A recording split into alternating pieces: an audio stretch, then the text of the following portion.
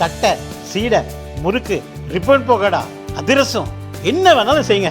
ஒரே ஒரு 5 லிட்டர் இதய மந்த்ரா கடல் எண்ணெய் பேக் ஒரு மாசம் முழுசுக்கும் அத்தனை சமையல முடிச்சு விடலாம். இதய மந்த்ரா. தானியங்களோட இயற்கை சத்தும் சுவையும் மாறாம மாவு அரைக்க பெஸ்ட் ஆனது அல்ட்ராவின் பேட்டன்டட் கோனிக்கல் ஸ்டோன்கள் மட்டும்தான். அல்ட்ரா என்றால் ஆரோக்கியம். பாமகவில் அப்பா மகன் இடையிலான மோதல் நாளுக்கு நாள் அதிகரித்து வருகிறது.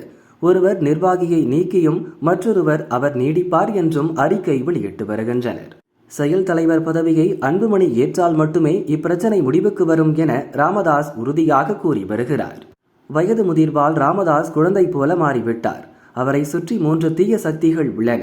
பாமக தலைவரான தனக்கு அனைத்து அதிகாரமும் உள்ளது என அன்புமணி கூறி வருகிறார். இந்நிலையில் நேற்று முன்தினம் அன்புமணி டெல்லி சென்றார். இது பாமகவினரிடையே பரபரப்பை ஏற்படுத்தியுள்ளது. இது தொடர்பாக பாமக நிர்வாகிகளிடம் கேட்டபோது அன்புமணியின் ராஜ்யசபா எம்பி பதவி வரும் 24ஆம் தேதியுடன் நிறைவு பெறுகிறது. வரும் 21இல் பார்லிமெண்ட் கூட்டத்தொடர் துவங்குகிறது. எம்பி பதவி முடிவதால் அதற்கு முன் டெல்லியில் முக்கிய தலைவர்களை சந்திக்க திட்டமிட்டுள்ளார். மத்திய உள்துறை அமைச்சர் அமித்ஷா, பாஜக தேசிய தலைவர் நட்டா உள்ளிட்டோரை அன்புமணி சந்திக்க வாய்ப்புள்ளது என்றனர். பாமக அமைப்பு விதிகளின்படி தலைவருக்கு தான் பொதுக்குழுவை கூட்ட அதிகாரம் உள்ளது என அன்புமணி கூறி வருகிறார்.